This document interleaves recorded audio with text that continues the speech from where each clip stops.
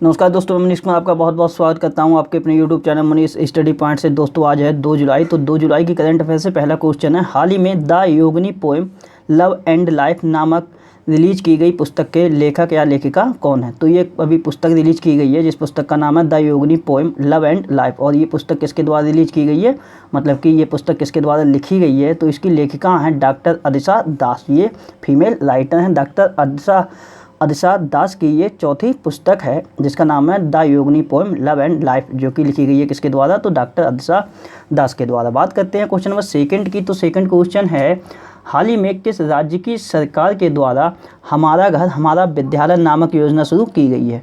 तो ये हमारा घर हमारा विद्यालय नामक जो योजना है वो शुरू की गई है मध्य प्रदेश की सरकार के द्वारा। और इस योजना के माध्यम से छात्रों को घर पर ही विद्यालय जैसा माहौल तैयार किया जाएगा और छात्रों को उनके घर पर ही शिक्षा प्रोवाइड कराई जाएगी उनके गार्जियंस की हेल्प से। तो यही है जिसका नाम है हमारा घर हमारा विद्यालय नामक योजना। ये शुरू की गई है मध्य प्रदेश की सरकार के द्वारा। और इसमें कक्षा 1 से लेकर कक्षा 8 तक के जो भी बच्चे रहेंगे तो उनके लिए एक टाइम पीरियड बांध दिया जाएगा घर पर बैठे ही, मतलब कि घर पर जैसे अगर हम विद्यालय में जाते हैं तो सुबह जो भी टाइम रहता है तो उस दौरान हमें सिर्फ पढ़ाई ही करनी रहती है। तो जितनी भी फैसिलिटी या जो भी माहौल विद्यालय में रहता है वही माहौल क्रिएट किया जाएगा उनके विद्यालय पर। तो यही है जिसका नाम है हमारा घर हमारा विद्यालय योजना, जो कि है मध्य प्रदेश की सरकार ने। बात करें अगर मध्य प्रदेश की, तो राजधानी है भोपाल, मुख्यमंत्री हैं शिवराज सिंह चौहान और मध्य प्रदेश के राज्यपाल का अतिरिक्त जो प्रभार है वो अभी है आनंदीबेन पटेल के पास।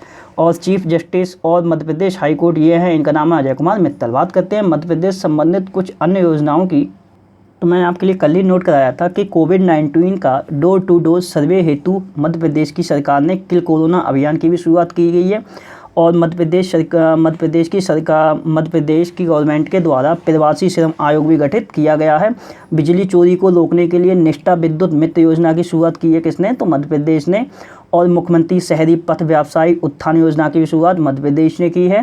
थैंक्स मॉम नामक वृक्षारोपण अभियान ये भी मध्य प्रदेश में चलाया गया है। रोजगार सेतु योजना ये भी मध्य प्रदेश में लॉन्च की गई है। श्रम सिद्धि अभियान योजना की भी शुरुआत मध्य प्रदेश में ही की गई है। सबको मिलेगा रोजगार योजना मध्य प्रदेश में की गई है। उसके बाद झाबुआ ज़िले की, मतलब कि मध्य प्रदेश में एक ज़िला पड़ता है जिसका नाम है झाबुआ। तो झाबुआ ज़िले की जो आजीविका मिशन की महिलाएं हैं उनके द्वारा दीदी वाहन सेवा की भी शुरुआत मध्य प्रदेश में ही की गई है। चरण पादुका पहल की शुरुआत भी मध्य प्रदेश में की गई है।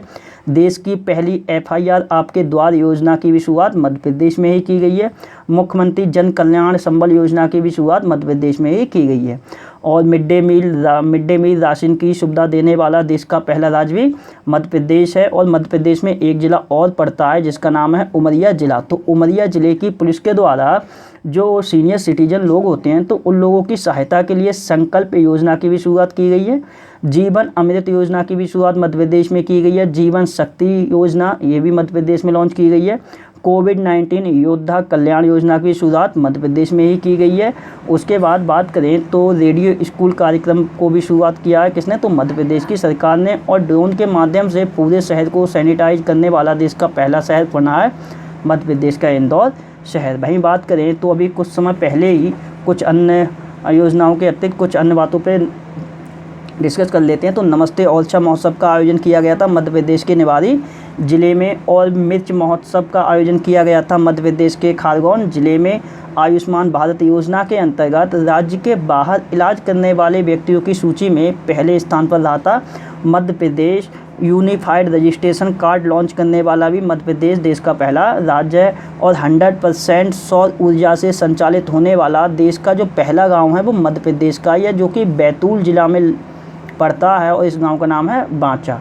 और राष्ट्रीय जल सम्मेलन का आयोजन भी कहाँ किया गया था, तो मध्य प्रदेश की राजधानी भोपाल में ही किया गया था। उसके बाद अगर बात करें तो कुछ समय पहले प्रधानमंत्री मातृ वंदना योजना को लागू करने में जो पहले स्थान पर राज्य था वो मध्य प्रदेश रहा था। 3 दिवसीय नर्मदा महोत्सव का भी आयोजन ये मध्य प्रदेश में ही किया गया है। और कुछ समय पहले ही स्कूलों में, मतलब कि जो भी स्कूल थे, ये कोविड-19 के प्रचार से पहले की बात है कि उस समय मध्य प्रदेश की सरकार ने घोषणा की थी कि वो अपने राज्य में प्रत्येक स्कूल में और एवरी सैटरडे, मतलब कि प्रत्येक शनिवार को संविधान की प्रस्तावना को पढ़ना अनिवार्य भी कर दिया था किसने, मध्य प्रदेश की सरकार ने। बात करते हैं क्वेश्चन नंबर 3 की। तो तीसरा क्वेश्चन है, हाल ही में किस राज्य ने दुनिया का सबसे बड़ा प्लाज्मा थेरेपी टेस्टिंग कार्यक्रम जिसका नाम है प्रोजेक्ट प्लेटिना शुरू किया है? तो ये एक कार्यक्रम है जिसका नाम है प्रोजेक्ट प्लेटिना, ये शुरू किया है महाराष्ट्र सरकार ने, और ये दुनिया का सबसे बड़ा प्लाज्मा थेरेपी टेस्टिंग कार्यक्रम है जिसका नाम है प्रोजेक्ट प्लेटिना, जो कि शुरू किया गया है महाराष्ट्र की सरकार के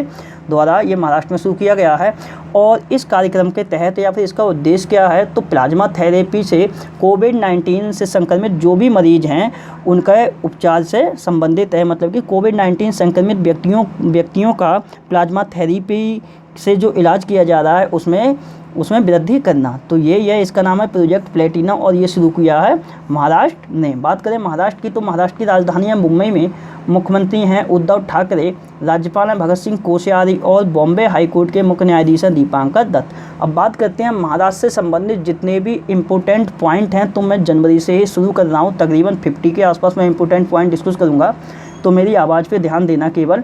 तो जनवरी में साइबर सेफ वुमेन नामक पहल की शुरुआत की थी महाराष्ट्र ने। उसके बाद जस्टिस इंडिया रिपोर्ट आई थी 2019 में, उसमें महाराष्ट्र शीर्ष पर राज्य रहा था। द पल्स कॉन्क्लेव 2020 के 5वां संस्करण था जिसका आयोजन महाराष्ट्र में ही किया गया था। उसके बाद स्कूलों में भारत की जो संविधान है उसकी प्रस्तावना को पढ़ना अनिवार्य सबसे पहले महाराष्ट्र सरकार के ही द्वारा किया गया था। और तीसरे खेलो इंडिया यूथ गेम्स जो हुए थे गुवाहाटी असम में, उसमें सर्वाधिक पदक महाराष्ट्र राज्य की टीम ने ही जीते थे। भारत में समुद्री संचार सेवा की भी शुरुआत महाराष्ट्र की राजधानी मुंबई में ही की गई थी। उसके बाद भारत का पहला फ्लोटिंग बास्केटबॉल कोर्ट भी स्थापित किया गया था मुंबई में। शिव भोज योजना की भी शुरुआत कहाँ की गई थी, तो ये महाराष्ट्र में ही की गई थी। उसके बाद मुंबई के वीर माता जीजाबाई भोसले जो उद्यान है उसमें भारत की पहली बाघ थ्रू पक्षीशाल प्रणाली भी स्थापित की गई थी। मतलब कि इसका मतलब ये है कि मुंबई का जो वीर माता जीजाबाई भोसले उद्यान है उसमें पक्षियों के अकॉर्डिंग एनवायरनमेंट को तैयार करना, तो ये जिसके लिए पहली बाघ थ्रू पक्षीशाल का उद्घाटन किया गया था। उसके बाद सीनियर राष्ट्रीय जो बिलियर्ड चैंपियनशिप हुई थी 2020 में, उसका आयोजन पुणे में किया गया था। उसके बाद बात करें तो महाराष्ट्र में एक जगह पड़ती है बधावन, और बधावन में ही देश का नया बंदरगाह बनाने की भी मंजूरी दी गई है। राष्ट्रीय अपराध रिकॉर्ड ब्यूरो की एक रिपोर्ट आई थी जिसमें कि 2018 में सबसे ज़्यादा लापता महिलाओं की जो संख्या है वो महाराष्ट्र में ही दर्ज की गई थी। उसके बाद अगर बात करें तो मुंबई से पुणे तक, मतलब कि मुंबई से पुणे के बीच में भारत की पहली सिटी इलेक्ट्रिक बस सेवा की भी शुरुआत की गई थी। भारत के पहले विदेशी पार्क की स्थापना भी मुंबई में ही की गई है। और Dada Saheb Phalke international film festival जो था 2020 का, उसका भी आयोजन मुंबई में ही किया गया है। तो जो Dada Saheb Phalke international film festival था 2020 का, उसमें जो बेस्ट फिल्म रही थी वो रही थी सुपर 30। बेस्ट एक्टर रहे थे ऋतिक रोशन और बेस्ट एक्ट्रेस का अवार्ड दिया गया था दिव्यांका त्रिपाठी के लिए। वहीं औरंगाबाद हवाई अड्डा का नाम बदलकर छत्रपति संभाजी महाराज के नाम पर भी रखा गया है। और ऑटो रिक्शा चालकों के लिए महाराष्ट्र सरकार के द्वारा हैप्पी आवर नामक एक कार्यक्रम भी चलाया गया था। Mumbai central terminal railway station का नाम बदलकर जगन्नाथ शंकर सेठ के नाम पर रख दिया गया है। और भारत की पहली रोपैक्स यात्री नौका सेवा की शुरुआत महाराष्ट्र में की गई थी। और ये कहाँ से कहाँ तक चली थी, तो ये चली थी मुंबई से मांडवा तक। वहीं बात करें तो भारत का पहला कोविड-19 समर्पित अस्पताल मुंबई में रिलायंस ग्रुप के द्वारा स्थापित किया गया है। नागपुर नगर निगम के द्वारा कोविड-19 ऐप भी लॉन्च किया गया था। और IIT बॉम्बे ने किया था क्वारंटाइन नामक मोबाइल ऐप। उसके बाद बात करें तो IQVIA डेटा की एक रिपोर्ट आई थी जिसमें कि दुनिया की जो 20 सबसे प्रदूषित शहर थे उसमें 2 शहर भारत के शामिल थे, जिसमें एक महाराष्ट्र का मुंबई था, दूसरा पश्चिम बंगाल का कोलकाता था।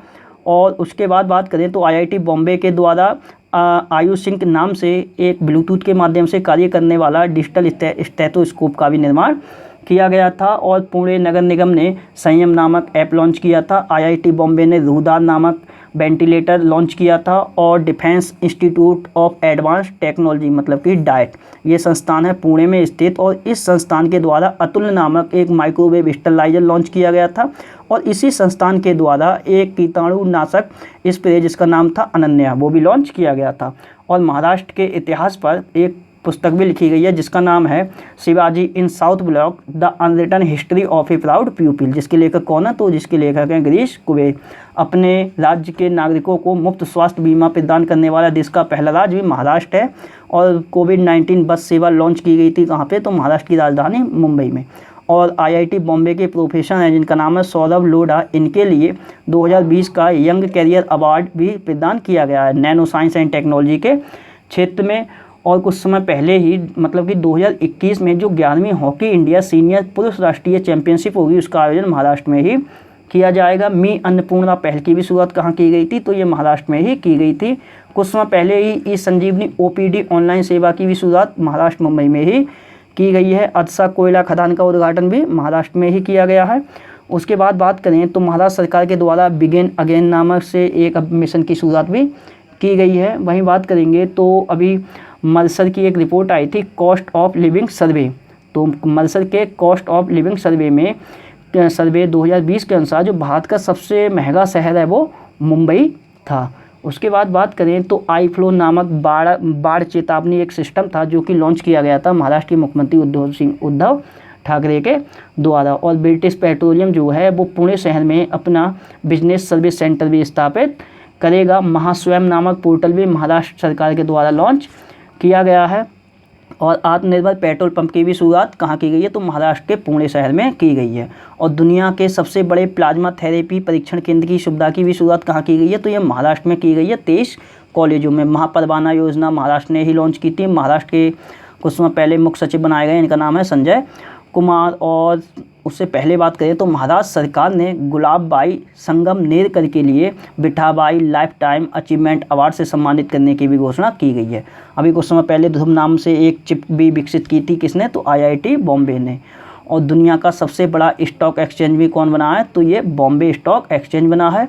और कोविड-19 से निपटने के लिए मिशन जीरो योजना की भी शुरुआत कहाँ हुई है? तो ये कहाँ हुई है? महाराष्ट्र राज्य में ही हुई है, जो कि ब्रह्मनगर मुंबई नगर निगम के द्वारा इसकी शुरुआत की गई है। तो ये सारे पॉइंट जनवरी से लेकर अब तक महाराष्ट्र से संबंधित थे जो कि इंपॉर्टेंट थे।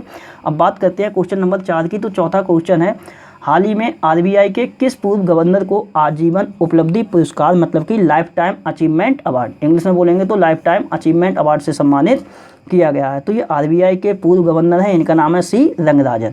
और इनके लिए लाइफ टाइम अचीवमेंट अवार्ड से अब सम्मानित किया गया है। और क्यों सम्मानित किया गया है? तो सांख्यिकी की क्षेत्र में मतलब कि स्टैटिक्स के क्षेत्र में योगदान देने के लिए C रंगराजन के लिए लाइफ टाइम अचीवमेंट अवार्ड से सम्मानित किया गया है।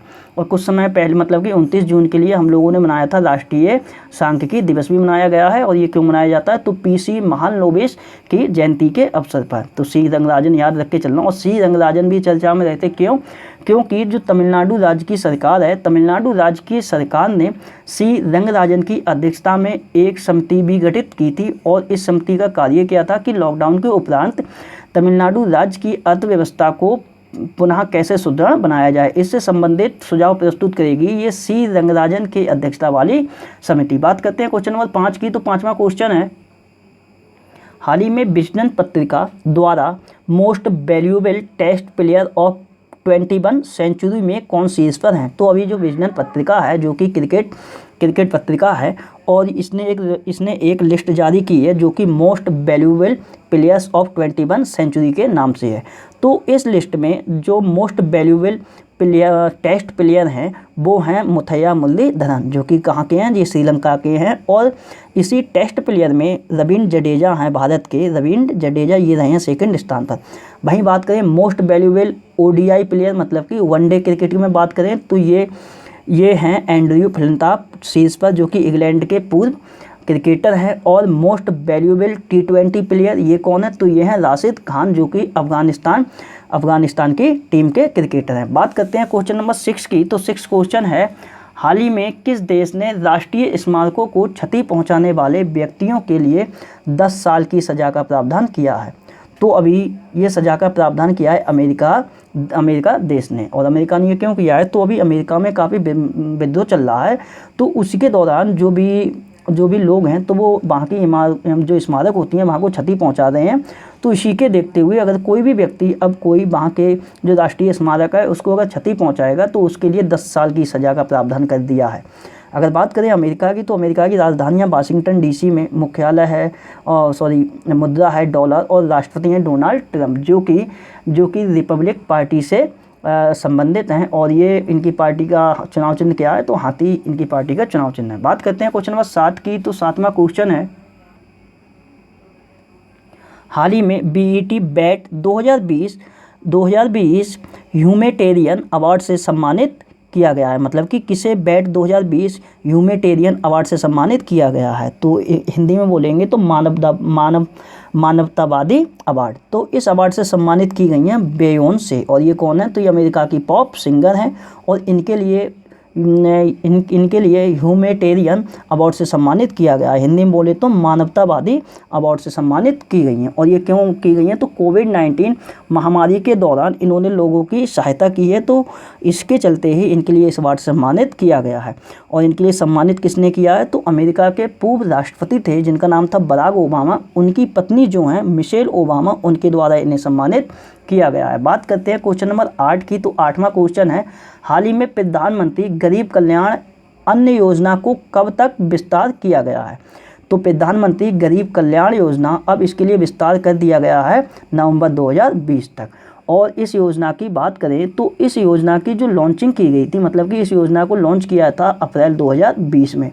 तो अप्रैल 2020 में इसे लॉन्च किया गया था 3 माह के लिए, मतलब कि जून में ये योजना समाप्त हो जाती। बट अभी क्या किया है, प्रधानमंत्री ने कोविड-19 महामारी के दौरान प्रधानमंत्री नरेंद्र मोदी ने जो अपना 6 माह संबोधन दिया है, उसमें इस योजना को विस्तार कर दिया गया है नवंबर 2020 तक। अगर बात करें ये जो योजना है तो इसके अंतर्गत क्या है, तो इसमें जो 80 करोड़ लोगों को मुफ्त में राशन दिया जाता है, जिसमें कि 5 किलो चावल या फिर आपके गेहूं रहेंगे, और इसके साथ साथ 1 किलो दाल भी वितरित की जाती है। तो ये कोविड-19 प्रकोप के दौरान अप्रैल 2020 में लॉन्च की गई थी ये योजना। बात करते हैं क्वेश्चन नंबर 9 की, तो क्वेश्चन नंबर 9 है, हाल ही में भारत ने 600 मेगावाट पनबिजली परियोजना के लिए किस देश के साथ समझौता किया है। तो हाल ही में भारत ने जो 600 मेगावाट पनबिजली परियोजना है, जिसका नाम है खोलोगच्छू हाइड्रो पावर प्रोजेक्ट, तो इस परियोजना के लिए जो समझौता किया है वो किया है भूटान देश के साथ। अगर बात करें भूटान की, तो भूटान की राजधानी है थिम्पू, मुद्रा है नुगुल ट्रम, और पीएम है भूटान के, इनका नाम है लोटाय तसेरिंग। बात करते हैं क्वेश्चन नंबर 10 की, तो 10वां क्वेश्चन है, हाल ही में 1000 सरकारी स्कूलों में वर्षा का जल संचय करने वाला पहला जिला कौन बना है। तो मतलब कि ये पहला जिला बना है बड़ौदा। तो बड़ौदा ने अपने 1000 सरकारी स्कूलों में वर्षा का जल संचय करके पहला जिला बन गया है। और ये जो प्रोजेक्ट है ये 6 करोड़ की लागत से पूरा हुआ है, और ऐसा करने के लिए इसके लिए 9 माह का समय भी लगा है। तो अपने शहर के 1000 सरकारी स्कूलों में वर्षा का जल संचय करने वाला पहला जिला बन गया है बड़ौदा, जो कि पड़ता है गुजरात में। बात करें गुजरात की, तो गुजरात की राजधानी है गांधीनगर, मुख्यमंत्री हैं विजय रूपाणी, राज्यपाल हैं आचार्य देवव्रत, और चीफ जस्टिस हैं गुजरात हाई कोर्ट के, इनका नाम है विक्रम नाथ। बात करते हैं गुजरात से संबंधित कुछ पॉइंटों की, तो कुछ समय पहले ही @1 क्लिक नामक पहल की भी शुरुआत किसने की है, तो ये गुजरात ने ही की है। वहीं अगर बात करें तो रक्षा कॉन्क्लेव 2020 जो गुजरात था उसका उद्घाटन किया गया था श्रीपद यसो नायक के द्वारा। उसके बाद बात करेंगे तो कुछ समय पहले ही जो फसाई, मतलब कि फूड सेफ्टी का इंडेक्स जो आया था, तो फसाई के द्वारा जो फूड सेफ्टी इंडेक्स 2019-20 जारी किया गया था, इसमें जो बड़े राज्य थे उनकी श्रेणी में पहले राज्य पर रहा था कौन, गुजरात। वहीं बात करेंगे तो कुछ समय पहले ही छोटे व्यापारियों के लिए तथा पेशेवरों के लिए आत्मनिर्भर गुजरात सहाय योजना की भी शुरुआत की गई है। और जो गुजरात के मुख्यमंत्री हैं विजय रूपाणी, इनके द्वारा पीपीई किट बनाने के लिए भारत की पहली हॉट एयर सीलिंग मशीन को भी लॉन्च किया गया है। और क्रिसिल की रिपोर्ट आई थी जिसमें कि वित्त वर्ष 2019-20 में पवन ऊर्जा स्थापित करने में शीर्ष राज्य पर कौन था, तो ये गुजरात था। और अंतर्राष्ट्रीय वित्तीय सेवा प्राधिकरण केंद्र की स्थापना कहाँ की गई है, तो गुजरात की राजधानी गांधीनगर में की गई है। सैनिटाइज टनल स्थापित करने वाला देश का पहला जो रेलवे स्टेशन है वो कहाँ का है, तो वो है अहमदाबाद रेलवे स्टेशन। और कुछ छात्रों के कौशल को बढ़ावा देने के लिए IIT गांधीनगर ने आईजैक परियोजना भी लॉन्च की है। और टसर गन का प्रयोग करने वाली देश की जो पहली पुलिस बनी है वो बनी है गुजरात राज्य की पुलिस। और दुनिया की जो पहली उड़ने वाली कार होगी उसका निर्माण भी कहाँ किया जाएगा, तो गुजरात में किया जाएगा डच कंपनी के साथ मिलकर। और सोलर रूफ इंस्टॉलेशन में गुजरात शीर्ष पर था। और उससे पहले अगर बात करें तो भारत का पहला सीएनजी टर्मिनल भावनगर में स्थापित किया गया है। और भारत के पहले समुद्री संग्रहालय की स्थापना लोथल में की गई है पुर्तगाल की सहायता से। और उससे पहले बात करें तो भारत का बैटरी चालित सिटी बस सेवा का शुभारंभ कहाँ किया गया है, तो ये गांधीनगर में किया गया है। भारत के पहले डायनासोर पार्क की स्थापना कहाँ की गई है, तो गुजरात के माहीसागर जिले में की गई है। बात करते हैं क्वेश्चन नंबर 11 की। तो 11वां क्वेश्चन है हाल ही में किस संस्थान ने प्रोग्रामिंग और डेटा साइंस में दुनिया का पहला ऑनलाइन बीएससी डिग्री कोर्स शुरू किया है। तो दुनिया का पहला online BSc degree course programming and data science में ये शुरू किया है आईआईटी मद्रास ने। तो ये बीएससी डिग्री कोर्स और इसके साथ साथ डिप्लोमा भी शुरू किया है आईआईटी मद्रास ने। बात करें अगर आईआईटी मद्रास की, तो आईआईटी मद्रास ने कुछ समय पहले ही शरीर का तापमान व हृदय गति नापने के लिए कलाई आधारित ट्रैकर का भी विकसित किया है। मतलब कि कलाई आधारित ट्रैकर भी विकसित किया गया है आईआईटी मद्रास के द्वारा। और आईआईटी मद्रास के ही प्रोफेसर हैं, इनका नाम है थल्लीपल प्रदीप। तो थल्लीपल प्रदीप के लिए विज्ञान तथा प्रौद्योगिकी की श्रेणी में निक्केई एशिया पुरस्कार 2020 भी प्रदान किया गया है। तो मैं सिर्फ आईआईटी मद्रास से ही संबंधित सारे क्वेश्चन बता रहा हूँ।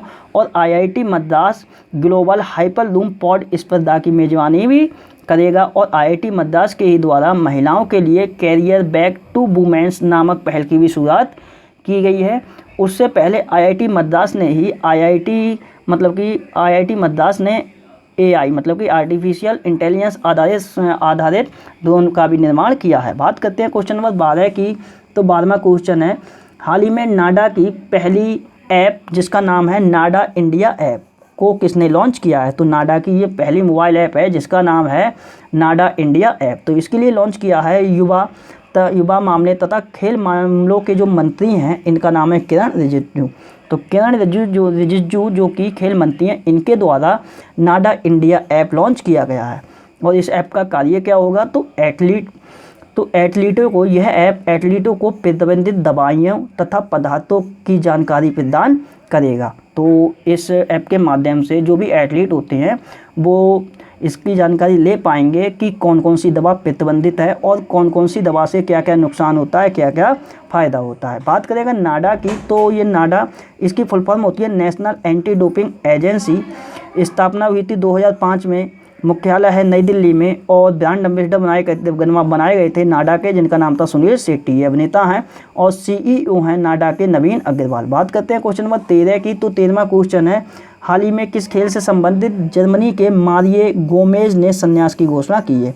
तो ये मारिए गोमेज ये फुटबॉलर हैं जर्मनी देश के, और ये अपने समय के बेस्ट फुटबॉलर रहे थे। और इनके द्वारा 78 मैचों में 31 गोल भी दागे गए थे। और ये कहाँ से बिलोंग करते हैं, तो जर्मनी से अब इन्होंने संन्यास की घोषणा की है।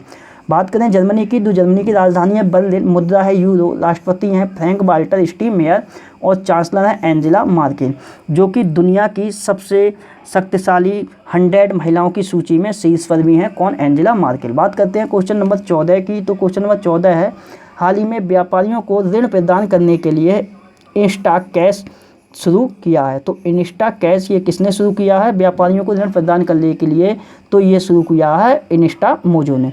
बात करें अगर इंस्टा मोजो की, तो स्थापना हुई थी 2012 में, मुख्यालय बेंगलुरु में है और सीईओ हैं, इनका नाम है संपत स्वयं। और कुछ समय पहले ही आईसीआईसीआई बैंक ने एक इसी के नाम से मिलता जुलता था जिसका नाम था इंस्टा फ्लेक्सी नामक ओवरड्राफ्ट सेवा शुरू की थी ये आईसीआईसीआई बैंक ने, और ये है इंस्टा कैश। तो दोनों में अंतर है। बात करते हैं क्वेश्चन नंबर 15 की। तो 15वां क्वेश्चन है हाल ही में सॉलिसिटर जनरल तुषार मेहता का कार्यकाल कितने वर्ष के लिए बढ़ाया गया है। तो ये भारत के सॉलिसिटर जनरल हैं और इनका कार्य बढ़ाया गया है अब 3 वर्ष के लिए। इनका नाम है तुषार मेहता, भारत के सॉलिसिटर जनरल, और इनका कार्यकाल 30 जून के लिए पूरा हो रहा था, लेकिन अब इनके कार्यकाल में विस्तार किया है 3 वर्ष का। बात करें तो कुछ समय पहले जो भारत के अटॉर्नी जनरल हैं, अटॉर्नी जनरल मतलब कि महान न्यायवादी, जो कौन है वर्तमान समय में, तो के वेणुगोपाल हैं। इनके अभी जो कार्यकाल था उसका भी विस्तार किया गया था। इनका कार्यकाल 1 वर्ष के लिए बढ़ाया गया था। और भारत के जो अटॉर्नी जनरल होते हैं ये भारत के सर्वोच्च विधि अधिकारी भी कहे जाते हैं। बात करते हैं क्वेश्चन नंबर 16 की। तो 16वां क्वेश्चन है, हाल ही में गीता नागभूषण का निधन हो गया, ये कौन थी? तो गीता नागभूषण इनका निधन हो चुका है। ये कन्नड़ भाषा की एक लेखिका थी और इनका एक उपन्यास था जिसका नाम था बाडूकू।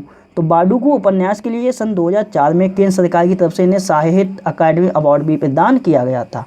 और जो कर्नाटक की जो गुलबर्गा यूनिवर्सिटी है उसके द्वारा इनके लिए डॉक्टरेट की मानद उपाधि भी प्रदान की गई थी। अब बात करते हैं कल जो कोई ने क्वेश्चन पूछे थे तो उनके आंसरों की। तो कल आपसे पहला क्वेश्चन पूछा था @1 क्लिक नामक मैंने पहल पूछी थी, ये गुजरात ने शुरू की है। प्रवासी श्रम आयोग किस राज्य द्वारा स्थापित किया गया है? तो मतलब कि गठित किया गया है, तो इसका आंसर था मध्य प्रदेश। तीसरा क्वेश्चन था, ब्रिटिश प्रधानमंत्री बोरिस जॉनसन द्वारा पॉइंट ऑफ लाइट ऑनर से किसे सम्मानित किया गया था? इनका आंसर राजेंद्र सिंह। चौथा क्वेश्चन था, हरित हरम कार्यक्रम का 6वां चरण कहाँ शुरू हुआ है? तो ये तेलंगाना। पांचवा क्वेश्चन पूछा था, किस मंत्रालय द्वारा नशा मुक्ति अभियान चलाया गया है? तो इसका आंसर था सामाजिक न्याय और अधिकारिता मंत्रालय के द्वारा, जिसके मंत्री हैं थावरचंद गहलोत। मैंने नेक्स्ट पूछा था, गोवा के नए डीजीपी मतलब कि डायरेक्टर जनरल ऑफ पुलिस ये बने हैं मुकेश कुमार मीणा। सातवां क्वेश्चन था, सीरो सर्वे की शुरुआत ये दिल्ली में की गई है। और मैंने आठवां क्वेश्चन पूछा था, कौन सा राज्य विशेष सुरक्षा बल मतलब कि स्पेशल सिक्योरिटी फोर्स का गठन करेगा? इसका आंसर था उत्तर प्रदेश। नौवां क्वेश्चन पूछा था, माइकल मार्टिन किस देश के नए प्रधानमंत्री नियुक्त किए गए हैं? तो इसका आंसर आयरलैंड। अब आज से आपके लिए पहला क्वेश्चन है, एंथ्रोपोज नामक नया शब्द किस देश के शोधकर्ताओं द्वारा बनाया गया है? दूसरा क्वेश्चन बताना है, किल कोरोना अभियान कौन से राज्य ने लॉन्च किया है? तीसरा क्वेश्चन बताना है, भारत के पहले लाइकेन पार्क की स्थापना कहाँ की गई है? चौथा क्वेश्चन बताना है, भारत का पहला प्लाज्मा बैंक कहाँ स्थापित किया जाएगा? पांचवा क्वेश्चन बताना है, आईसीसी एलीट पैनल में किस भारतीय एम्पायर को शामिल किया गया है? छठा क्वेश्चन बताना है, संयुक्त राष्ट्र मतलब कि यूनाइटेड नेशन द्वारा किस राज्य की स्वास्थ्य मंत्री के शैलजा को सम्मानित किया गया है? सातवां क्वेश्चन बताना है, राष्ट्रीय सांख्यिकी दिवस कब मनाया गया है? आठवां क्वेश्चन बताना है, वृक्षारोपण अभियान जिसका नाम है संकल्प पर्व, तो ये किस मंत्रालय द्वारा मनाया जा रहा है? और अंतिम क्वेश्चन बताना है, नौवां, मलावी देश के नए राष्ट्रपति कौन बने हैं? तो इन सब क्वेश्चनों के आप आंसर दीजिए या फिर आप स्वयं भी देख सकते हैं कि आप लोगों ने कितनी तैयारी की है। तो दोस्तों ये थी आज से संबंधित सारी करंट अफेयर की घटनाएं जो कि मैंने आपसे डिस्कस कर दी। मेरे द्वारा बनाई हुई करंट अफेयर अगर आपके लिए पसंद आती है तो मेरे चैनल मनीष स्टडी पॉइंट के लिए लाइक करें, शेयर करें, सब्सक्राइब करें। वीडियो को टाइम देने के लिए बहुत बहुत धन्यवाद। आपका दिन शुभ हो।